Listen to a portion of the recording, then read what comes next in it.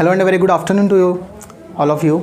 मैं कुणाल आप सभी का हमारे लर्निंग प्लेटफॉर्म कुणाल से इंस्पायरिंग पे स्वागत करता हूँ। आई नो आज की क्लास बहुत ज़्यादा लेट है, बट कई बार ऐसा हो जाता है ना कि कुछ ऐसी परिस्थितियाँ बन जाती हैं जिनमें जुड़ना बहुत ज़रूरी हो जाता है और इसकी वजह से उसको प्राथमिकता ज़्यादा दी जाती है। तो ऐसी कुछ परिस्थितियाँ हो गई थी जिसकी वजह से आज की क्लासें लेट हो गई है, लेकिन क्लास ज़रूरी है, हम पढ़ेंगे ज़रूर क्योंकि हमारी एक रेगुलर एक्टिविटी है जिसे हमें ज़रूर करना है। तो चलिए आज की करंट अफेयर क्लास को शुरू कर लेते हैं और आज के हमारे जो टॉपिक हैं उनको पहले समझ लेते हैं। तो आज के हमारे टॉपिक हैं गिलगिट बाल्टिस्तान चुनाव, दूसरा टॉपिक रहेगा हमारा पासेक्स युद्धाभ्यास, हमारा तीसरा टॉपिक है विश्व समुद्री दिवस और चौथा टॉपिक है हमारा टाइम मैगज़ीन। ठीक है, तो आज की क्लास के अंदर हमें इन चारों टॉपिक को डिस्कस करना है और अच्छे से समझना है ताकि आने वाली परीक्षा में यदि यहाँ से प्रश्न आए तो वह प्रश्न छूटे ना। तो चलिए क्लास को शुरू कर लेते हैं, पहले टॉपिक से कंटिन्यू करते हैं। अगर आप भी इनके बारे में जानना चाहते हैं तो वीडियो के अंत तक बने रहिए और सब चीज़ों को अच्छे से समझिए। पहले समझते हैं गिलगिट बाल्टिस्तान का चुनाव है, तो गिलगिट बाल्टिस्तान पहले है कहाँ, यह भी जानना ज़रूरी है। ठीक है ना, क्योंकि भाई जगह का नाम है ये तो पता लग गया, चुनाव कहाँ होता है, किसी राज्य में होता है या किसी देश के अंदर होता है। तो गिलगिट बाल्टिस्तान का एक क्षेत्र है, यहाँ पर विधानसभा चुनाव होने हैं। तो पहले मैं आपको यह बता देता हूँ कि यह क्षेत्र कौन सा है, उसके बाद फिर आगे की चीज़ें हम डिस्कस करेंगे। तो जैसा कि हम जानते हैं कि हमारे देश का जो टॉप है यानी कि जम्मू कश्मीर और लद्दाख वाला एरिया है, तो जम्मू कश्मीर के अंदर को यह एरिया गिलगिट बाल्टिस्तान का क्षेत्र माना जाता है। ठीक है, तो यह किस जगह पे है, गिलगिट बाल्टिस्तान जो है वो हमारे भारत के जम्मू कश्मीर के अंदर है। जम्मू कश्मीर वर्तमान में क्या है, यूनियन टेरिटरी बना दिया गया है। पिछले साल इसमें संशोधन कर दिया गया था, पहले ये पूर्ण राज्य हुआ करता था, लेकिन जम्मू कश्मीर का संशोधन करने के बाद यहाँ से दो यूनियन टेरिटरीज यानी कि जम्मू कश्मीर और लद्दाख बनाए गए थे। आगे समझते हैं पर यह चर्चा में क्यों आया, भाई चुनाव होने यहाँ पे। तो अब क्या हुआ, जैसा कि हम समझ पा रहे हैं कि क्षेत्र किसका है, भारत का क्षेत्र है, स्वामित्व किसका है, इसके ऊपर भारत का है। लेकिन हमारे जो पड़ोसी मुल्क है, पड़ोसी मुल्क का मतलब पाकिस्तान के द्वारा, पाकिस्तान का जो राष्ट्रपति है, राष्ट्रपति का नाम है डॉक्टर आरिफ अलवी। तो पाकिस्तान के राष्ट्रपति डॉक्टर आरिफ अलवी ने घोषणा की है कि 15 नवंबर को यानी कि आने वाली 15 नवंबर को गिलगिट बाल्टिस्तान के चुनाव कराए जाएंगे। यानी कि क्षेत्र किसका है, भारत का, और चुनाव कराने की घोषणा किसने कर दी है, पाकिस्तान की। ये बहुत ही ज़्यादा अजीब बात है अपने आप में। देखो यह जो क्षेत्र है, इस क्षेत्र के अंदर ना 18 अगस्त को चुनाव होने थे, यानी 18 अगस्त को वास्तविक चुनाव होने थे। इलेक्शन कमीशन ऑफ इंडिया के द्वारा इलेक्शन कमीशन की घोषणा थी, लेकिन कोरोना पैंडेमिक चल रहा है, तो ऐसी स्थिति में क्या हुआ, इलेक्शन कमीशन ने जुलाई के अंदर ही घोषणा कर दी थी कि भाई इलेक्शन नहीं हो पाएगा। जुलाई में, मई में पहले ही मना कर दिया था कि यहाँ इलेक्शन फिलहाल नहीं बन पाएगा, पॉसिबल नहीं है, स्थिति नहीं बनी हुई है क्योंकि थोड़ी स्थितियाँ जो है ख़राब है, कोरोना पैंडेमिक की वजह से लोगों एकत्रित ना हो। तो ऐसी स्थिति में क्या हुआ, चुनाव को स्थगित कर दिया गया था 18 अगस्त के बाद से और नई डेट्स आनी बाकी थी अभी।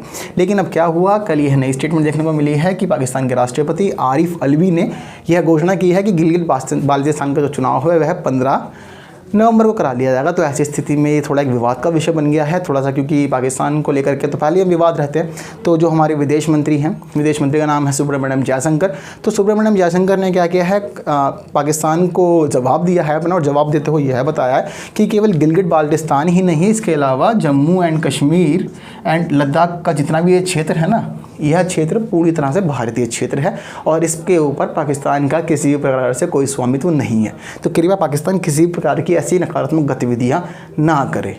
तो इस प्रकार के स्टेटमेंट हमारे जो एक्सटर्नल मिनिस्टर हैं, एक्सटर्नल अफेयर वाले मिनिस्टर हैं सुब्रमण्यम जयशंकर, उनके द्वारा दे दी गई है और उन्होंने यह चेताया है कि जो पूरा का पूरा क्षेत्र है ये भारत का है। लेकिन कहीं ना कहीं आज भी देखा जाए तो जम्मू एंड कश्मीर जो है वह आज़ादी के समय से ही थोड़ा सा विवाद का विषय रहा है भारत और पाकिस्तान के बीच में, और वह स्थिति अब यहाँ भी देखने को मिल रही है क्योंकि यह जो क्षेत्र है वह जम्मू कश्मीर का है। और कहीं ना कहीं यहाँ पर जिस प्रकार से घोषणा की गई है तो इसके द्वारा पाकिस्तान यह स्पष्ट करना चाहता है कि या तो वह इस क्षेत्र को अपने अधिकार में लेना चाहता है या फिर यह क्षेत्र पाकिस्तान का ही है, इस प्रकार की ये घोषणा कर दी गई है। तो कहीं ना कहीं ये महत्वपूर्ण है अपने आप में टॉपिक और हमारे लिए जानना भी ज़रूरी था।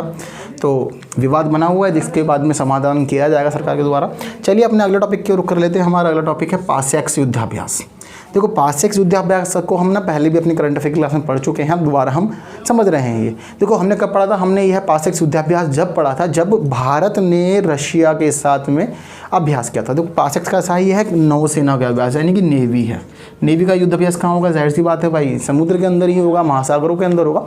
तो वही काम हुआ था पहले। देखो ये क्या हुआ था, पहले सबसे पहले भारत और रूस ने बंगाल की खाड़ी में यह युद्धाभ्यास किया था, पासेक्स हुआ था उस समय। तो उसमें भारत और रूस के जो शिप्स थे यानी INS वगैरह जो थे, बड़े बड़े शिप जो जलपोत थे, उन्होंने ये पार्टिसिपेट किया था इसके अंदर। लेकिन अब यह चर्चा में क्यों आया दोबारा से? दरअसल अब क्या हुआ है, भारत और ऑस्ट्रेलिया दोनों ने हिंद महासागर के अंदर इस पासेक्स युद्धाभ्यास को कंप्लीट किया है। यह कब हुआ? यह एक 2 दिवसीय युद्धाभ्यास था और यह 23 और 24 सितंबर को अब कंप्लीट कर लिया गया है, पूरा हो गया है। कहीं ना कहीं इसको एक महत्वपूर्ण कदम माना जा रहा है भारत और ऑस्ट्रेलिया के रिश्तों के बीच में।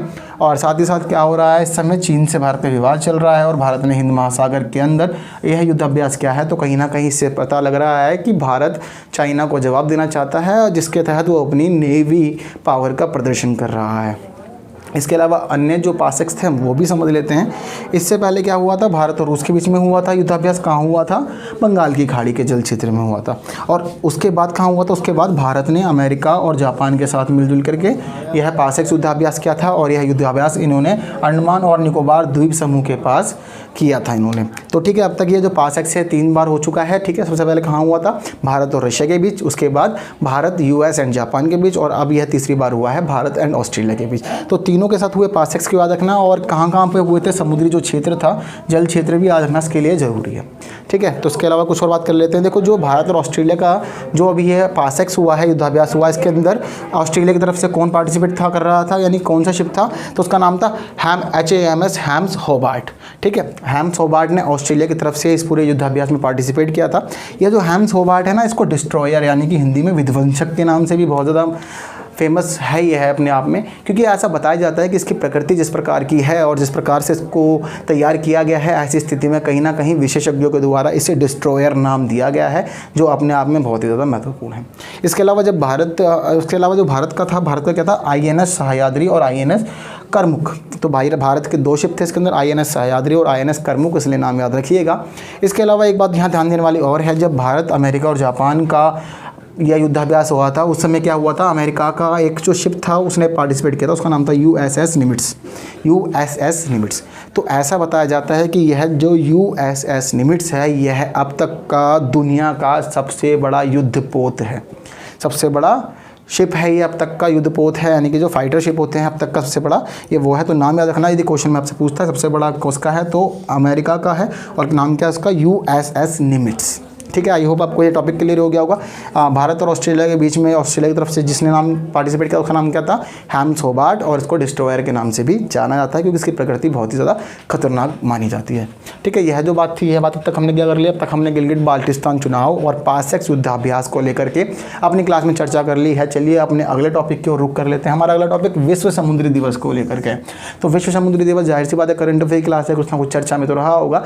तो कल यानी कि 24 सितंबर को पूरी दुनिया में क्या मनाया गया है? विश्व समुद्री दिवस पूरी दुनिया में मनाया गया है। विश्व है, टाइटल समझ में आ रहा है कि हाँ क्या हो रहा है? विश्व स्तर पर मनाया गया है, और समुद्रों को लेकर के, समुद्रों के ऊपर जो थीम रख करके एक दिवस मनाया गया। हर साल मनाया जाता है, यह एक दिवसीय कार्यक्रम है।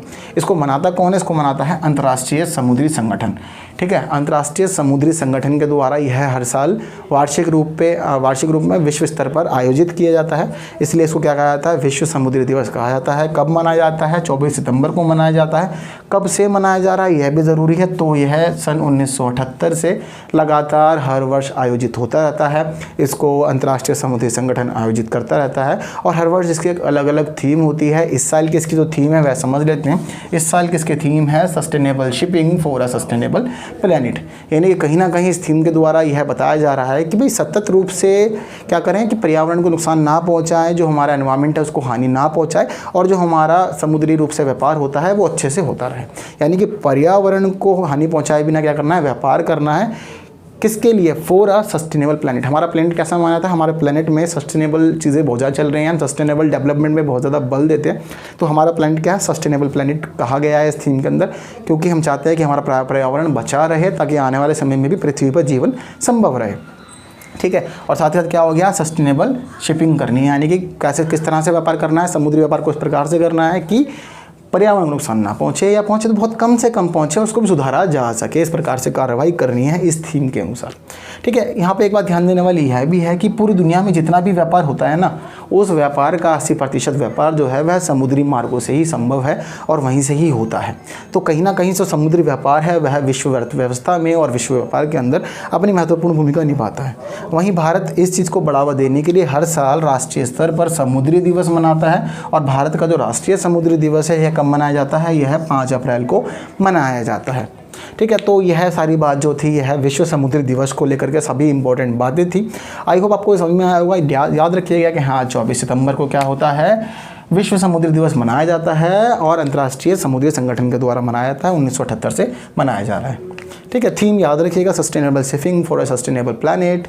इसके अलावा 5 अप्रैल को भारत के अंदर नेशनल लेवल पे यह समुद्री दिवस मनाया जाता है। आई होप आपको यह टॉपिक भी क्लियर हो गया होगा। इसके बाद अपने लास्ट टॉपिक जो है हमारा वह टाइम मैगज़ीन को लेकर के है, तो टाइम मैगज़ीन को भी समझ लेते हैं। देखो जो टाइम मैगज़ीन है, यह मैगज़ीन जो है यह अमेरिका की एक बहुत ज़्यादा फेमस मैगज़ीन है, वर्ल्ड फेमस मैगज़ीन है। और जब जाहिर सा वर्ल्ड फेमस मैगज़ीन क्यों है, क्योंकि भाई ये जो मैगज़ीन है ये कहीं ना कहीं वर्ल्ड से जुड़ी हुई है, वर्ल्ड लेवल पर काम करती है। तो ऐसी स्थिति में यह पूरे वर्ल्ड से जुड़ गई है। तो टाइम मैगज़ीन क्या है, वर्ल्ड लेवल पर काम करती है, लेकिन कहाँ की है, यूनाइटेड स्टेट्स यानी कि अमेरिका की बहुत ज़्यादा फेमस मैगज़ीन है।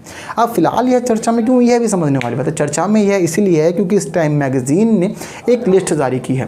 कैसी लिस्ट जारी की है, 100 most powerful persons of the world की लिस्ट जारी की है। ठीक है ना, तो अब उस लिस्ट में क्या बताया गया, उस लिस्ट में यह बताया गया कि दुनिया के 100 सबसे ज़्यादा शक्तिशाली लोग कौन कौन हैं। तो हमारे लिए यह टॉपिक ज़रूरी क्यों हो गया, क्योंकि इसके अंदर भारत के ना कुछ लोगों का नाम आ गया है। तो जब भारत के कुछ लोगों का नाम आ गया है तो ऐसी स्थिति में यह ज़रूरी हो गया कि हम इसको समझें, क्योंकि कहीं ना कहीं प्रश्न हमारे करंट अफेयर क्या बन सकता है इससे।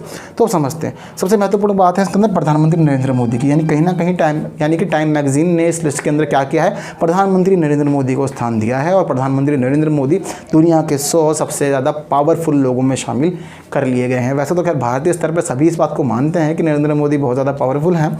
तो जिस प्रकार से उनके वक्तव्य होते हैं, देखो ऐसा नहीं होता कि पावरफुल केवल शारीरिक आधार पर ही व्यक्ति को माना जाता है। व्यक्ति को मानसिक आधार पर, उसके बोलने के आधार पर, यानी किस प्रकार से अपने विचारों की अभिव्यक्ति करता है, उस प्रकार से उस व्यक्ति को शक्तिशाली माना जाता है, जिससे कि बाकी लोग प्रभावित रहें बहुत ज़्यादा।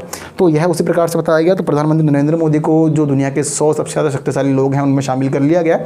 इसके अलावा एक और यहाँ देखने वाली बात है, बिल्किस बानो को भी इसके अंदर शामिल किया गया है, यानी कि बिल्किस बानो को भी दुनिया के 100 सबसे ज़्यादा शक्तिशाली लोगों में शामिल किया गया है। अब आप यह सोच रहे होंगे कि बिल्किस बानो है कौन, बहुत सारे लोग नहीं जानते। तो मैं आपको यह बता देता हूँ कि बिल्किस बानो ना एक 82 वर्षीय वृद्ध महिला है, 82 वर्षीय वृद्ध महिला है जिसका नाम है बिल्किस बानो।